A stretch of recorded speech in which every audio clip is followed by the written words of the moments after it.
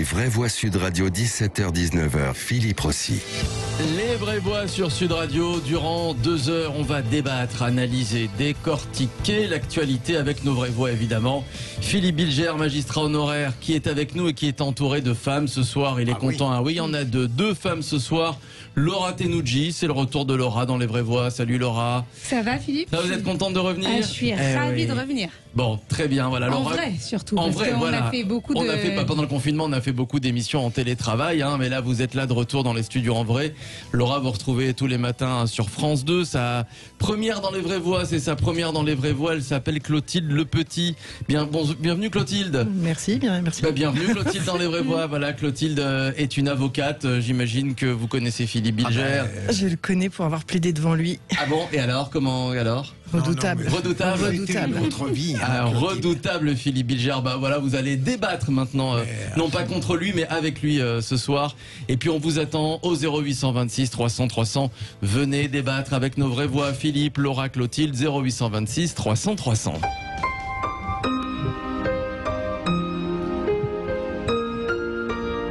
Eh oui, la reprise du boulot, c'est souvent difficile. Et cette année, cette reprise a été une journée difficile pour près d'1 Français sur 2. Selon un sondage CAPA, 54% des Français se disent déprimés par leur retour au boulot. Eh oui Philippe, il y a 5 ans, il n'était que 36%. Bref, les Français ont le blues cette année. Blues de reprendre le boulot et peut-être avec le Covid, blues de l'année à venir. Ça va Laura, c'est votre reprise dans les vraies voix, pas trop déprimée? C'est la reprise du boulot pour vous sur Sud Radio? Non mais pas trop déprimée, très heureuse de reprendre. Ça va. De vous voir, de retrouver mes Philippe préférés. Voilà. Ouais. Bon, vous avez vu, Philippe Bilger à cause du Covid sera un peu moins tactile ce soir. Donc, Pas du tout. Ah bon, d'accord. Ça va Philippe? La reprise du boulot, c'était bien, il y a une semaine chez nous, oui, ça s'est bien passé. Mais il faut dire c'est moins la reprise du travail objectivement que la Covid qui. C'est vrai, c'est ce qui angoisse les Français, évidemment. Et il y a de quoi être angoissé. Oui. C'est-à-dire toute une forme d'urbanité, de proximité qui pour l'instant nous est interdite. C'est même pas rien. Clotilde, la reprise du boulot, vous en tant qu'avocate, reprendre les plaidoiries, les dossiers, ça a été un petit peu difficile après ces jours de vacances ou pas? Vous confirmez ces Français qui sont déprimés par leur retour au boulot? Comment c'est passé pour vous? Moi, j'ai un mari qui était aux urgences dans le 93, qui a géré les choses au maximum de ses possibilités et j'ai vu que c'était dur. Voilà. D'accord. Donc on a vécu du stress. Ouais. Et moi, je me suis éloignée, j'ai regardé un arbre et je me suis attachée à un arbre. Ah bon, vous êtes comme Francis Lalanne, vous entourez les arbres, vous faites des câlins aux arbres. Et ça marche ou pas? Non, ce que je veux dire par là, c'est que j'ai eu quelques moments pas de recueillement, mais de réflexion, de possibilités de temps qui m'ont permis de trouver que parfois on passait un peu à côté de choses essentielles à force d'aller trop vite dans la cadence de l'existence. C'est pas faux. En tout cas, nous, on va bien s'amuser ce soir et puis on va débattre de sujets sérieux. Il y en a beaucoup. Tout le monde a le moral dans les vraies voix. C'est parti pour le tour de table de l'actualité. Mais maniez-vous le tronc, on va bientôt se mettre à table. Ça sent l'artiste à cette table, ça sent l'artiste. Je suis épuisé, moi. C'est horriblement fatigant d'être intelligent. Le tour de table de l'actualité. Et il aurait voulu être un artiste aussi, je pense, Philippe Bilger. Je pense qu'il aurait bien aimé. Oui, je vous connais bien, Philippe. J'aurais rêvé d'être metteur en scène de théâtre ou d'opéra, pas seulement pour tomber amoureux des actrices. Ah bon, mais il n'est pas trop tard. Philippe Bilger, oui. Moi, je voudrais. Qu'est-ce qui vous a interpellé dans l'actualité, Philippe? De ce maire de Lyon qui a décidé de ne pas assister à la cérémonie des échevins pour aller vite, mais de faire un discours. Alors, je peux comprendre cette position. Alors, faut juste rappeler, Philippe, ce qu'est cette cérémonie. C'est une cérémonie dans une basilique où, effectivement, la tradition, c'est de bénir le maire et de bénir la ville, tout simplement. Avec un écu. Exactement, on lui remet un écu. Tous les maires jouent le jeu, sauf le maire de Lyon, dont l'évêque a dit que l'écu ne renvoyait pas à une pratique religieuse. Alors, je n'irai pas dénigrer le maire, je comprends son point de vue.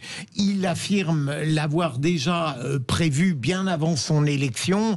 Ce qui me gêne un petit peu, mais c'est sans doute parce que je suis réactionnaire, c'est que au fond, il y a une certaine conception intégriste de l'idéologie et de la laïcité qui fait qu'elle domine, au fond, une sorte de tradition française et nationale. À la limite, j'aurais eu à arbitrer, j'y serais plutôt allé, même si je ne méconnais pas le sentiment fort de certains laïcs.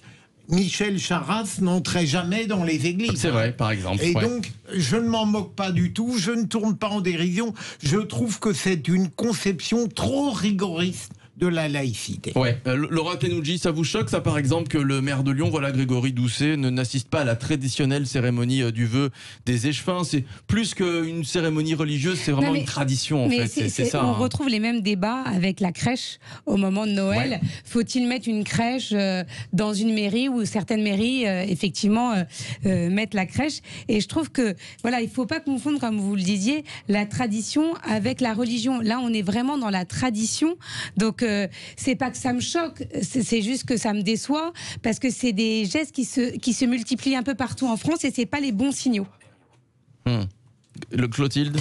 Moi, je me demande si il faut pas confondre la religion avec ce qu'on appelle la mémoire, ou tout simplement le patrimoine immatériel de l'histoire de France, de l'humanité. J'ai été institutrice dans une première vie. Je me suis beaucoup interrogée sur l'enseignement du fait religieux à l'école. Ça participe de la culture et de la mémoire, et j'aime pas qu'au nom d'une idéologie, quelle qu'elle soit, on puisse supprimer des traditions, une mémoire, des noms d'histoire, des statuts ou autres. J'aime qu'on ait un œil critique et un œil à chaque fois renouvelé éventuellement, et qu'on dise les choses et qu'on n'ait pas peur des mots, mais qu'on ne supprime pas ni des formules ni des souvenirs. Donc voilà. On est trois du même avis, Clotilde. Ouais, vous êtes trois. Ça peut arriver, ça arrive. Non, mais moi je suis du même avec vous. Après, je me dis que peut-être que Grégory Doucet n'a pas voulu se mettre mal avec certains habitants de sa commune qui, eux, prônent la laïcité. Après, il va dire le contraire, c'est évident, mais oui. Non, mais il aurait pu. Il l'avait prévu bien avant, quoi. Ouais. Moi, je le crois de bonne foi, ce maire. Simplement, encore une fois, il a une conception, et comme l'a dit l'évêque, ça me rappelle dans les fêtes familiales, je connaissais des gens qui ne voulaient pas assister au baptême, mais qui après étaient prêts à participer aux agapes. J'ai toujours trouvé ça un peu étrange tout de même. Et lui, il fait ça, quoi. D'une certaine manière, il veut pas. Et puis après, bien sûr, il fait un discours parce qu'il ne veut pas donner l'impression aux catholiques qu'ils sont complètement discriminés. Voilà.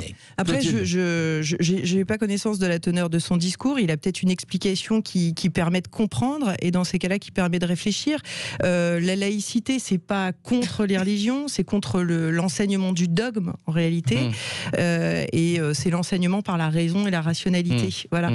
Peut-être aussi, on pourrait de temps en temps réenseigner la laïcité. Voilà. Et reparler de la laïcité, c'est pas grave non plus. Voilà. C'est pas la laïcité contre les religions, au contraire. C'est la laïcité pour permettre aux religions de coexister, mais un espace public qui supprime le dogme. Voilà. Après, c'est vrai que la frontière est pas très grosse entre la tradition et le fait religieux. C'est vrai qu'il y a des cérémonies où on peut se dire, et ça dépend des avis, c'est très subjectif, pour certains c'est un fait religieux, et pour d'autres c'était un fait religieux et ça devient une tradition aussi. C'est ce qui se passe d'ailleurs avec cette cérémonie, le vœu des échevins, c'est plus une tradition qu'un fait religieux. Il y a dans beaucoup de villes, à Nice aussi, il y a la cérémonie du vœu, on renouvelle le vœu parce que la peste n'était pas arrivée jusqu'à la ville de Nice, et tous les maires, c'est une tradition, ils vont, et on est vraiment, c'est ce qu'on est en train de dire, dans la tradition. Et ça ne veut pas dire que le maire, après, ne peut pas aller dans d'autres cérémonies religieuses, cette fois-ci, d'autres religions.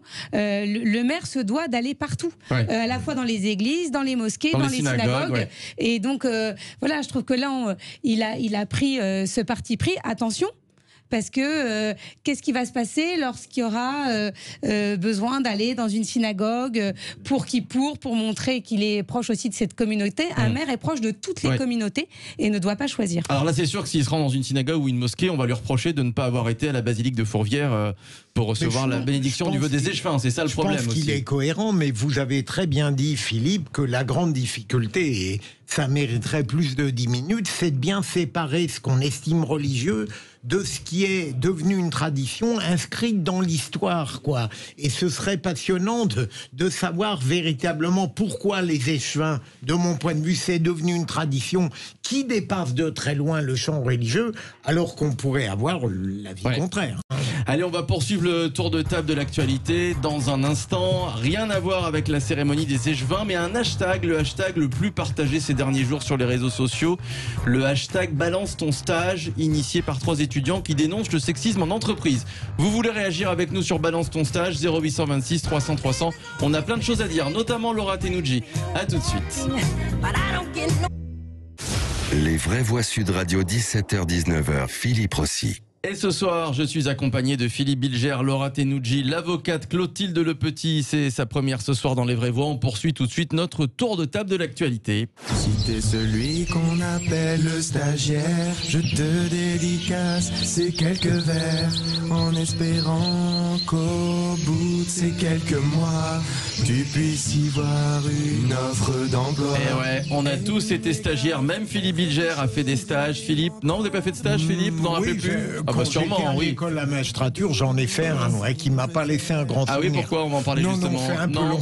Ah bon, écoutez, il n'y a pas de souci, c'est le hashtag balance ton stage. 3 étudiants de l'EM Lyon qui ont lancé ce hashtag, Laura, sur les réseaux sociaux, qui fait beaucoup parler. Qui fait beaucoup parler, puisqu'en fait, attention, c'est un hashtag qui, au départ, s'adresse à balance ton stage aux étudiants infirmiers, notamment. Alors après, tous les problèmes de bizutage dont on a souvent parlé, qu'on a dénoncé, eh bien, on voit que ça se prolonge lors des stages de ces étudiants infirmiers qui, non seulement pour les infirmières, sont victimes de sexisme, mais sont victimes de bizutage pendant leur stage. Et donc, ils témoignent et on en parle depuis plusieurs années.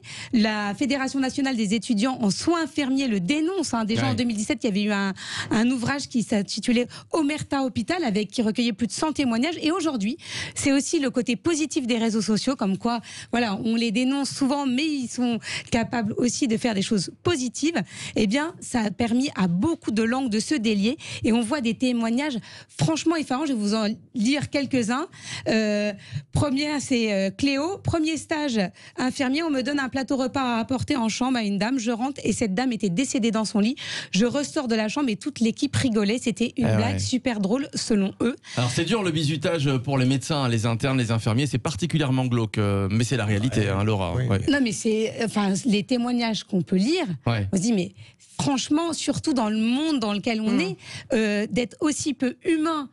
Est-ce que c'est une façon de leur dire qu'on vous fait vivre là, c'est rien par rapport à ce que vous allez voir dans les mois et les années à venir. Mais voilà, c'est vrai que ça laisse sans voix. Et on n'imaginait pas, nous qui sommes complètement déconnectés de ce milieu-là, que ça pouvait exister. Donc ça permet une mise en lumière et on attend les réactions du gouvernement qui n'ont pas encore réagi par rapport à ça. Alors j'aimerais bien moi qu'on me raconte. Moi j'ai fait beaucoup de stages aussi. Alors j'ai pas connu ni de sexisme ni de maltraitance. Loin de là. Bon, de temps en temps j'amenais des cafés, du thé. Bon voilà, ça peut arriver aussi. Je faisais les photocopies. C'est le mauvais côté. C'est pas du bizutage. Tiens, Clotilde Lepetit, est-ce que vous avez fait des stages? Alors Philippe Bilger, on a gardé un mauvais souvenir. Clotilde Lepetit, vous avez souvenir de stages qui sont mal passés, peut-être avec des réflexions un peu sexistes ou J'ai souvenir d'avoir eu envie d'avoir et des cheveux blancs et une grosse voix d'homme quand j'ai commencé le métier. Oui, parce qu'on passait par-dessus mon regard ou comme si on passait par-dessus mon intelligence. Par endroit, je sais pas, en audience ou quoi. Les confrères qui se saluent, qui parlent entre eux. Je fais pas mal de défense, tout ça. Vraiment, voilà. Et comme si j'avais manqué de talent à force d'avoir des cheveux blonds. Mais bon, c'est pas grave. Après, on force le regard. C'est pas grave, on va y arriver. Philippe Bilger, vous avez eu. D'abord, j'aime pas être stagiaire. Quand je l'ai été, c'est une attitude. Je connais rarement des gens qui aiment être stagiaires. Mais si, il y a des vêtements qui seront toujours dans la dépendance et d'autres qui ne supportent pas. Le stagiaire a un problème, il faut qu'il ait un maître de stage qu'il respecte. Et c'est pas toujours le cas. Bon, et comment vous vous comportez avec vos stagiaires, justement, Philippe? Avec les miens. Vous avez un souvenir avec les miens. Si quelqu'un nous écoute et qu'il a été en stage avec Philippe Bilger, on veut bien des témoignages. Si vous étiez le stagiaire de Philippe Bilger, 0826 300 300, venez nous raconter. Je crois que, j'espère dire la vérité, j'ai été correct. Parce que je me connaissais trop. J'ai parfois des mouvements immédiats d'antipathie et j'ai eu conscience qu'il fallait vite les dominer en arrivant à une équité aussi possible qu'on peut dans la vie. Laura.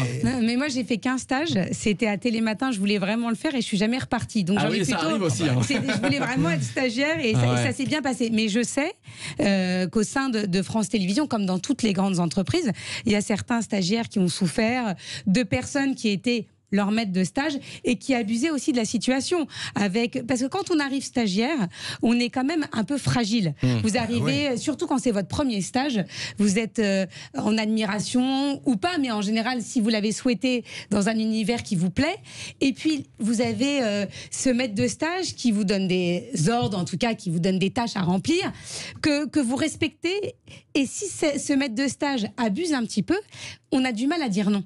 Parce que ce stage, on n'est pas obligé d'en faire en fonction des études, mais souvent, il fait partie du cursus et vous devez le faire valider, sinon vous ne pouvez pas obtenir votre année. Donc c'est là où on n'a pas forcément une volonté d'être stagiaire, mais le stage fait partie du parcours. Et c'est vrai que j'ai vu 2-3 stagiaires pleurer parce qu'elles avaient un maître de stage qui leur laissait des messages très sexistes, qui leur faisait des propositions, et avoir du harcèlement. C'est plus facile d'harceler une stagiaire que sa supérieure. Hein. Alors ça c'est sûr, mais alors en même temps pour ce qui est du sexisme en entreprise, puisque ces 3 étudiants ont voulu dénoncer via ce hashtag le sexisme en entreprise, bon ils ont fait balance ton stage, mais il n'y a pas que les stagiaires, hein. On pourrait faire balance ton salarié ou balance ta collaboratrice, enfin le sexisme en entreprise. Ton N+1, ton N+2, le sexisme en entreprise, malheureusement. Et puis pour continuer le registre réactionnaire, moi j'en ai un peu assez de ces multiples dénonciations à tout bout de champ. Ça c'est les réseaux sociaux, Philippe. On a l'impression que les gens ne sont plus capables de régler leurs problèmes eux-mêmes. Philippe, parfois vous êtes stagiaire dans un hôpital, vous voyez les témoignages. Il faut que ça s'arrête. Et je pense que les personnes qui font vivre ça, ces stagiaires, ont elles-mêmes vécu ça. Donc si à un moment ça s'arrête pas, je vais prendre un sujet très extrême, mais quand vous regardez l'excision, les mères qui font subir l'excision à leurs filles l'ont elles-mêmes subi. Ils se disent, comme on l'a subi, on va le faire subir aux autres. Et je trouve qu'à un moment, dans ce contexte-là, ça n'apporte pas grand-chose, ce type d'humiliation. Mais précisément, ce qui montre bien, Laura, la faiblesse de l'argumentation de ceux qui souhaitent profiter des réseaux sociaux pour éradiquer, c'est que ça fait des années qu'on est contre le bizutage, qu'on prétend le rendre plus humain, mais ça continue. Oui, mais là on met sur la place publique et ça force un petit peu les habitudes et les façons de se comporter de certains. Ouais. Il y en a qui changent. Si vous me le dites. Pour tous les aficionados du Tour de France, les coureurs sont arrivés. Qui a remporté l'étape qui est en jaune? Sud Radio fait son Tour de France. Sud Radio fait son Tour de France. Avec Béarn Pyrénées Tourisme et Gîtes de France 64. Et voilà, les coureurs sont arrivés, Jean-Marie. Absolument, pour la 10e étape, Philippe, c'était entre le château d'Oléron et Saint-Martin-de-Ré. Ils viennent d'arriver à l'île de Ré. Et ça s'est joué au sprint à quelques petits bouts de seconde même. C'est Sam Bennett qui l'emporte pour l'équipe de Koenig Quick-Step. Sam Bennett qui est aussi champion d'Irlande, d'où son maillot vert. Il arrive devant Caleb Ewan et Peter Sagan. On est au classement général avec toujours le même maillot jaune. C'est le Slovène Primoz Roglic devant Egan Bernal. Le premier français est 3e, Guillaume Martin qui est à 28 secondes et le deuxième français est 4e, Romain Bardet qui est à 30 secondes. On a encore nos chances a priori. On verra si les pronostics sont bons. Et voilà, et on va en débriefer à 18h avec nos consultants Sud Radio, les anciens coureurs Pascal Chanteur et Vincent Barthaud. Sud Radio fait son Tour de France. Avec Béarn Pyrénées Tourisme et Gîtes de France 64. Je peux parler là? Ah oui, on peut parler, Clotilde. Oui. Ah bon, d'accord, il n'y a pas de souci. Vous êtes comme chez vous dans les vraies voies, Clotilde. Vous voulez rajouter quelque chose sur le Tour de France, l'arrivée du Tour de France? Vous suivez le Tour ou pas? Non, pas du tout. La seule chose que je sais, c'est qu'on a retiré les autres tests là, à côté des champions. Oui, c'est vrai. Non, on les a pas retirés. On a rajouté un garçon. On a rajouté un garçon. Voilà, on s'est dit que peut-être ça pouvait ne pas unifier. Il y a un hôte et une hôtesse. Voilà. On a déjà traité le sujet, bien sûr. De quel côté j'étais? Non, mais juste, c'était bien de le dire. Non, mais elle a raison, Clotilde, de repréciser que cette année, il y a un hôte et une hôtesse dans le Tour de France. Oui, moi je trouve ça pas mal aussi. Quel dommage, vous avez toujours votre hôtesse. Ah ben oui. Mais Philippe, vous avez votre hôtesse, nous on a notre hôte. J'ai entendu une journaliste que j'adore sur Sud Radio qui dit c'est tellement bien de voir un homme aux côtés de cette hôtesse. Je trouve ça grotesque. Ah bon? Non, c'est bien, ça fait plaisir à nous, les femmes. Bon, oui, mais écoutez, on va refaire le débat si vous voulez. On fera le débat dans les prochains jours et vous argumenterez Philippe Bilger. On va poursuivre les débats des vraies voix dans quelques instants avec le chef de l'État en déplacement en Auvergne qui a fait la promotion des dispositifs en faveur de l'égalité des chances à l'école. des campus connectés pour suivre ses études à distance, des bourses pour les familles, un plan très haut débit et lutte contre les zones blanches. L'école peut-elle assurer l'égalité des chances? Y croyez-vous? Eh bien, on vous attend 0826 300 300. Venez débattre avec une de nos vraies voix. Voilà, le duel des vraies voix sur ce sujet, c'est dans un instant. À tout de suite. Ça c'est bien vrai mec, t'as tout dit. Les vraies voix Sud Radio, 17h-19h. Et ce matin, Emmanuel Macron était dans un lycée auvergnat pour promouvoir l'égalité des chances, une promesse du chef de l'État. Il y a de nombreux lycéens issus de milieux populaires et tous n'ont pas la même chance de réussir que leurs camarades. C'est ce qu'a déclaré Emmanuel Macron qui veut y remédier. Écoutez ce que le chef de l'État va mettre en place dans les prochaines semaines. Ce que nous allons mettre en place, c'est un mécanisme complètement réinventé, repensé de cordée de la réussite.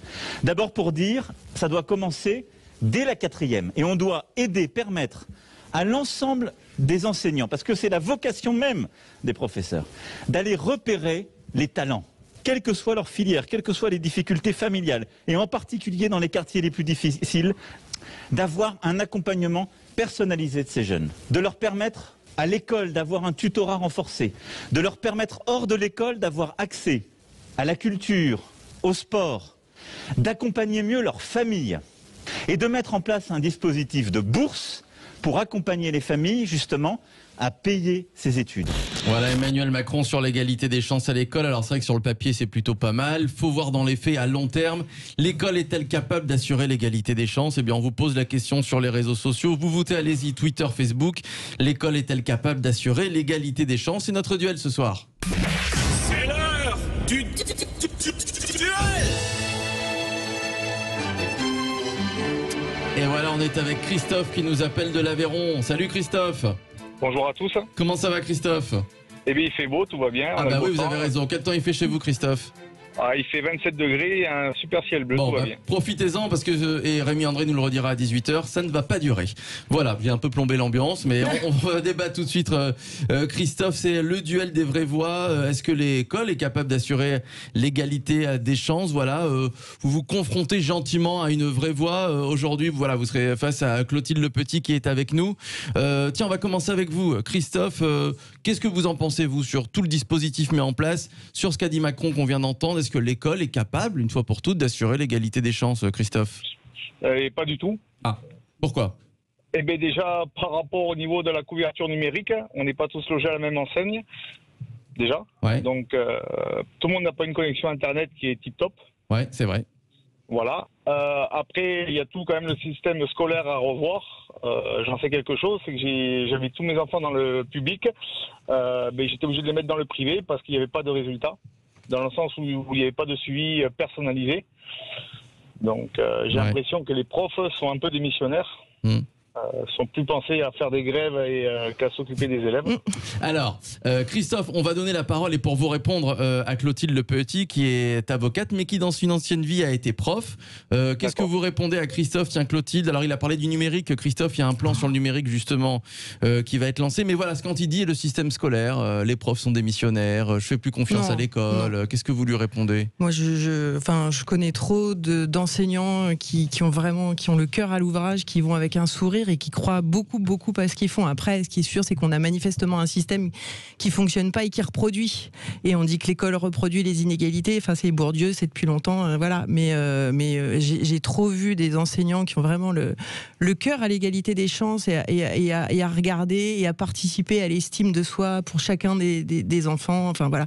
Moi, ce qui me dérange un petit peu, c'est de parler d'égalité des chances et de mérite à la fois, parce que finalement, le mérite, ça vient un peu exclure ceux qui sont un peu fragiles, un peu faibles. Précisément, l'enseignant, il s'occupe un peu des fragiles, de ceux qui ont un peu besoin plus qu'ailleurs. Voilà. Alors, repérer les talents, ça veut dire repérer ceux qui sont déjà forts, ça veut dire exclure les plus faibles, ceux qui peuvent par ailleurs se révéler plus tard, et qui, du coup, n'ont pas les moyens de tout le dispositif magnifique dont on nous parle, alors que peut-être qu'ils auraient besoin à des moments de fragilité et où ils vont se révéler plus tard de petits trucs qui poussent dans la vie. Voilà. Philippe Bilger, convaincu par ce qu'a dit notre auditeur Christophe sur, par exemple, voilà, les profs des missionnaires, il ne fait plus confiance à l'école. Bien dans le micro, Philippe. Il dénonce un certain comportement de certains professeurs, mais je n'irai pas incriminer globalement une formidable profession. Deuxième élément, comment dirais-je, je rejoins Clotilde tout en aboutissant à une autre conclusion. L'égalité des chances, c'est une notion parfaitement abstraite, puisqu'à un moment donné, même si on tente de la réaliser en donnant le même terreau à tout le monde, il y aura après la terrible ou la bienfaisante inégalité des mérites, des dons et des talents. Et donc, moi, ça ne me choque pas ce que propose Emmanuel Macron, mais qu'on n'appelle pas ça égalité des chances. Il faut appeler ça distinction dans la catégorie déjà où on a repéré des bons, voire des excellents. Voilà. Donc on exclut dès le départ, quoi. On exclut encore plus jeune, quoi. On n'exclut pas, Clotilde. Là où ils ne sont pas encore faits, quoi. C'est la vie. C'est la vie qui exclut. Non, mais je veux dire, évidemment que l'aléa, il existera toujours, et que si on veut l'égalité des chances, c'est impossible en soi si on théorise. Simplement, si c'est pas une petite lanterne qui nous occupe et vers laquelle on tend, lorsqu'on repère quand même des inégalités systémiques, on peut peut-être tenter de promouvoir deux trucs, deux, trois sujets sur des points de discrimination qui ont été relevés. Le défenseur des droits, il en a relevé plus de 20 des critères de discrimination. Ils sont identifiés, ils sont nommés, on les repère. On fait de la sociologie, quand on fait de la politique, plus que de parler du mérite, peut-être qu'on peut parler pour tout le monde. Voilà, c'est juste ça. Ah oui, mais Clotilde, mais je voudrais laisser notre auditeur. Pardon. Non, on va poser une question à Christophe dans quelques instants. Allez-y, Philippe, répondez à Clotilde. Ce que je crains, c'est que votre vision de la société, Clotilde, elle laisse paradoxalement les meilleurs sur le côté.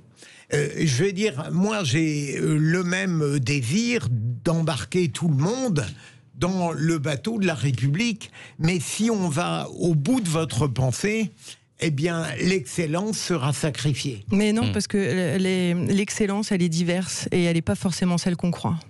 Laura, sur tout ce que vous avez entendu, l'égalité des chances, la discrimination dont parlait Clotilde il y a quelques instants, c'est quand même mieux que rien. C'est sûr. On ne peut pas du jour au lendemain dire tous les élèves vont avoir la même chance de réussite, c'est impossible. Donc déjà c'est un pas en avant, il est petit, mais c'est quand même un message qui est lancé qui est plutôt positif. Quand j'écoute Christophe, parce que alors.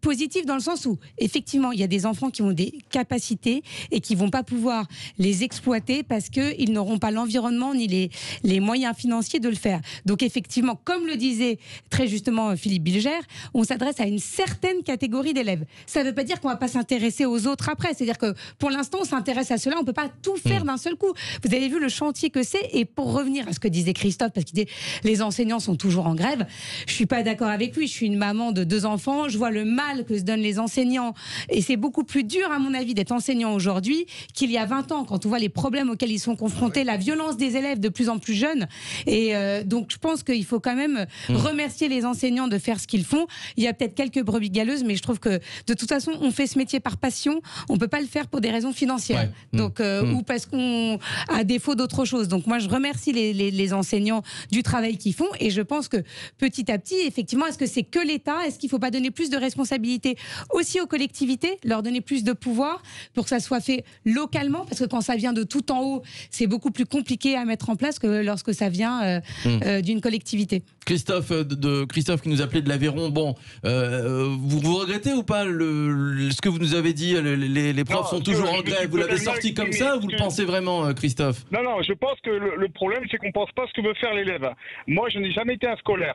Moi, en 3e, on m'a dit, il faut que tu ailles jusqu'au bac, sinon tu feras rien de ta vie. Moi, je suis parti en section professionnelle, j'ai fait un CAP par apprentissage, maintenant je suis gérant de ma société.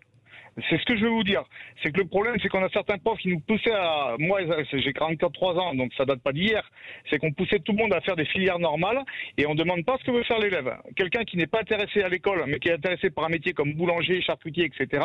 Et pourquoi on ne le fait pas bifurquer directement 4e pour lui apprendre son métier qui va s'épanouir? Alors ça, c'est vrai, Christophe. Que tout le monde peut être ingénieur. C'est vrai, vous avez raison, Christophe. Pendant longtemps, quand on était... on sous-estimait les filières professionnelles. Il n'y avait que les filières générales qui comptaient. Depuis quelques années, et surtout depuis 2 ans, l'apprentissage est bien mis en valeur, et il faut le dire, par le gouvernement, et ça commence à changer. Christophe, merci à vous, Christophe, d'avoir débattu avec Clotilde Le Petit, d'avoir participé à ce duel. On va se retrouver dans quelques instants pour la suite des débats des vraies voix.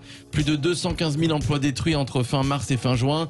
Selon l'INSEE, le taux de chômage devrait grimper autour de 9,5%. Crise du Covid, la hausse du chômage est-elle inéluctable? C'est le prochain débat des vraies voix.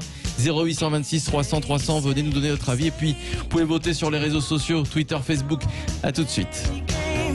Les vraies voix Sud Radio, 17h-19h, Philippe Rossi. Il va venir même Jean-Marie en plus. Voilà, écoutez Philippe Bilger, je sais que votre rêve c'était de reprendre après la pub. Vous voyez, je vous ai laissé gentiment reprendre. Quand une petite présentation, Philippe Bilger, non?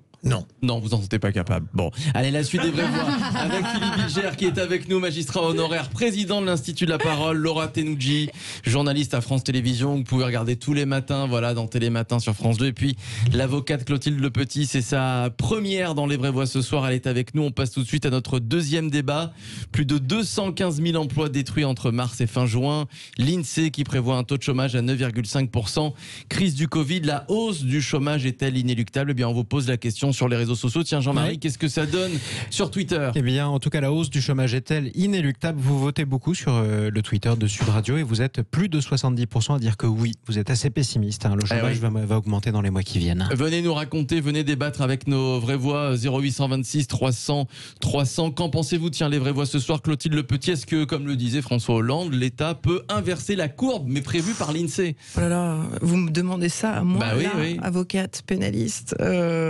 J'espère que l'État va inverser, que l'État a des moyens, qui va mettre le Est-ce que vous êtes comme nos auditeurs pessimistes, Clotilde? J'ai en tout cas sacrément peur. Voilà, j'ai peur. Je viens pas vous prédire l'avenir, mais j'ai peur.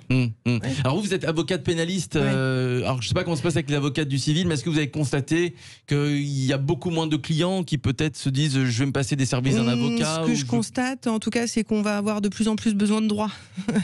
On va avoir beaucoup de droits sociaux, beaucoup de droits. Enfin voilà, tout va se refaire dans le monde économique. Il y a des domaines qui vont renaître, d'autres qui vont s'éteindre. En droit prud'homal, ça va cartonner. En droit du divorce aussi, oulala, après le confinement. Avec le confinement, il y a beaucoup de demandes. Je me dis que les avocats auront peut-être du travail. Philippe Bilger, qu'est-ce que vous en pensez? Je rejoins Clotilde. Dans une situation sociale normale, lorsqu'on n'est pas compétent, ce qui est mon cas dans ces domaines économiques, on a déjà du mal. On a du mal à dire est-ce qu'une autre politique est souhaitable ou non.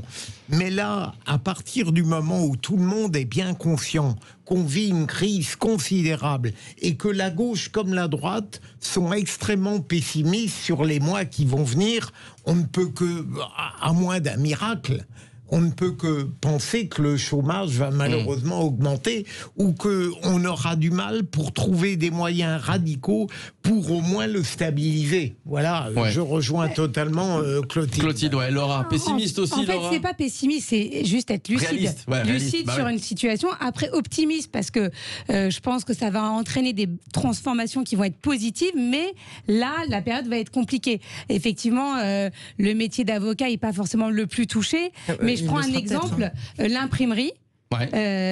Les grandes surfaces, les restaurants qui faisaient appel à des imprimeurs pour leurs cartes, pour leurs prospectus, même si on était déjà dans une politique de zéro papier, dont on arrête de polluer, ont tout arrêté avec le confinement et ont tout fait en ligne. Donc aujourd'hui, je regardais des témoignages d'imprimeurs qui disent déjà c'était difficile, mais là forcément on a perdu énormément de chiffre d'affaires et on n'est pas sûr, on ne pourra pas il faudra changer de métier, mais les gens ne vont pas se remettre à commander du papier, ça y est, ils se sont transformés. Donc là je pense que pour des professions, pour vous citer cet exemple, ça va être compliqué. Pour l'événementiel, on en parle beaucoup, l'événementiel ça va reprendre. Donc c'est pas comme si une fois que la crise sera passée, on fera plus d'événements. Non, on va reprendre les événements. Mais il y a des professions qui sont durement touchées et à mon avis, quelque part définitivement, et qui n'ont pas d'autre choix que de se transformer. Alors je pense par exemple au président qui sera obligé de se réinventer. Non, voilà, tout le monde va se réinventer avec cette crise du Covid, mais je pense aussi aux restaurants, aux bars. Vous avez vu qu'à Marseille, par exemple, ils doivent fermer à partir de 22h, donc ça leur fait une baisse de chiffre d'affaires. Marseille va mal en ce moment. Imaginons qu'on reconfine localement Marseille, ça va être une catastrophe pour les restaurants et les bars. Pareil pour parler de l'Île-de-France, c'est en zone rouge. Si demain on veut reconfiner localement, même qu'on ferme les bars à partir de 18h, ça va être une catastrophe aussi. Donc c'est vrai, vous avez raison d'être pessimiste, Clotilde, ou réaliste, comme l'a dit Laura Tenoudji, ça va être très très compliqué ces prochains mois. Clotilde, Philippe Bilger, vous y croyez? Non mais au plan de relance encore une fois, qui serais-je pour discuter l'importance de ce qui est proposé? Le gouvernement avait-il le choix? Alors il peut être discuté sur tel ou tel critère. Certains l'estiment insuffisant. Il existe et il est tout de même, me paraît considérable, même pour un profane comme moi dans ce domaine. Mais évidemment, on trouvera toujours quelqu'un ou un parti pour dire qu'il n'est pas assez important. Mais c'est la réalité qui est aujourd'hui très très préoccupante sur le plan économique et social, pour ne pas évoquer le plan sanitaire. Voilà, alors c'est 100 milliards d'euros, hein, le plan de relance présenté par le gouvernement Castex. 100 milliards d'euros avec cet objectif quand même au bout, c'est de créer 160 000 emplois. Alors, ils sont assez optimistes aussi, hein, en tout cas ambitieux, 160 000 emplois en 2021, en sachant que 2021, c'est dans quelques mois, ou dans un an et demi, si voilà, on se dit qu'on va jusqu'en décembre, ça va être extrêmement compliqué. En tout cas, évidemment, l'INSEE l'a prévu, en général, l'INSEE se trompe rarement. On sera d'ici 2-3 mois à 9,5, 10% du taux de chômage. Et comme vous l'avez dit, Laura, on pense à tous ces secteurs, évidemment, qui vont être impactés par la crise du Covid. En tout cas, pour ce qui est des médias, parce que vous, Laura, Clotilde nous a parlé de son domaine dans le secteur du droit, des avocats, où c'est compliqué, puisqu'il y a... c'est-à-dire que moi, mon cabinet s'est quasiment mis à l'arrêt, parce que j'avais plus d'audience. Je fais plus de défense d'urgence, donc maintenant je fais du pénal, voilà, et tout s'est arrêté. Voilà. Et tout ne revient pas. Après, voilà, j'ai des clients, les gens souffrent tellement qu'ils vont voir des avocats. Et puis le monde du droit, on aura besoin de droit. Oh mon Dieu, qu'on aura besoin de droit. Donc, tout ne revient pas, c'est-à-dire que c'est parce que la justice est encore un petit peu à l'arrêt. J'ai des clients qui attendent encore leur date d'audience, laquelle on n'a aucune visibilité. Enfin, je veux dire, j'ai pas de date d'audience depuis le mois de mars. Laura Tenoudji, sur les réseaux sociaux, alors je sais que c'est un des sujets, en tout cas la semaine dernière, c'était un des sujets les plus commentés, la casse sociale, on appelle la casse sociale, le chômage qui arrive, et ça c'est un des sujets les plus commentés sur les réseaux sociaux, le sujet qui fait peur les Français avec la crise sanitaire et la crise du Covid. Mais avant, effectivement, on parlait au comptoir. Là, les réseaux sociaux, c'est un moyen de s'exprimer, d'exprimer sa peur et de voir qu'on n'est pas tout seul. Donc on voit qu'il y a même des forums qui se créent où les gens échangent leur inquiétude, et quelque part le fait de pas se sentir seul et isolé et de voir qu'on est très nombreux dans la même situation, dans un même secteur, c'est quelque chose de positif. Donc, est-ce que l'État va pouvoir sauver tout le monde? Non, on le sait très bien. Maintenant, ils sont obligés de donner des signaux forts pour donner envie aux gens d'entreprendre, de ne pas baisser les bras, parce qu'ils peuvent pas dire ouvertement, et ils ne le savent pas, quelle va être la situation dans 6 mois. On sait tous, mais même vous parliez des médias, Philippe, même dans notre secteur, on est impacté, parce qu'on a réussi à trouver des solutions qui ont employé moins de monde. Donc, ça crée des habitudes qui sont celles de demain. Et on ne pourra pas revenir en arrière. On s'aperçoit quand on part en tournage que finalement, comme on a eu besoin de respecter des mesures sanitaires strictes, on partait en tout petit effectif, et que cet effectif, ça fonctionne. Donc c'est là où ça va être difficile. C'est qu'on ne pourra pas demain justifier la présence de 2 personnes supplémentaires qui étaient des emplois. Donc c'est ces emplois-là qu'on va perdre, et qu'il va falloir, effectivement, comme le disait Philippe, se réinventer. Mais c'est pas si facile. Est-ce que vous avez connu, Clotilde, j'ai entendu dire qu'à la suite du confinement, même de très grands cabinets d'avocats étaient en train de dire, mais au fond, si on laissait travailler les gens en télétravail, ce serait peut-être mieux. Ça permet de repenser la façon de travailler, et comme on a des contrats de collaboration par ailleurs libéraux, c'est-à-dire qu'on est indépendant, ça permet de faire vivre l'indépendance des collaborateurs, effectivement, et de gros cabinets, notamment anglo-saxons ou d'affaires, mettent en place le télétravail et l'institut. Voilà, ça commence à devenir un mode d'exercice. Allez, la question qu'on vous posait, la hausse du chômage est-elle inéluctable? Question que l'on vous posait sur le compte Twitter de Sud Radio. Jean-Marie Bordry, j'imagine que ça n'a pas trop changé. Le verdict était au-delà des 70%. On est à 77% de nos auditeurs qui votent de manière pessimiste, on va dire comme ça, sur le Twitter de Sud Radio. Voilà, et c'est comme ça sur les réseaux sociaux et les commentaires qu'on peut lire, que vous laissez sur Twitter et Facebook. Allez, on joue tout de suite au Roi de l'Info.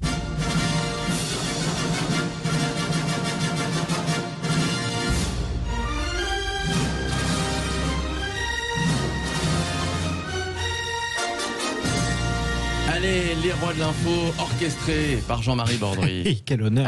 Chacun sait que c'est le moment préféré de Philippe Bilger dans cette émission. Alors j'ai fait un effort. Je vais vous parler d'un jugement. On verra d'ailleurs si vous aurez la bonne réponse. Je rappelle les règles du jeu des rois de l'info. Je vais vous raconter en partie 3 histoires insolites que vous avez pu voir circuler sur les réseaux sociaux. Elles sont nombreuses. À chaque fois, je vous raconte une partie de l'histoire. C'est récent.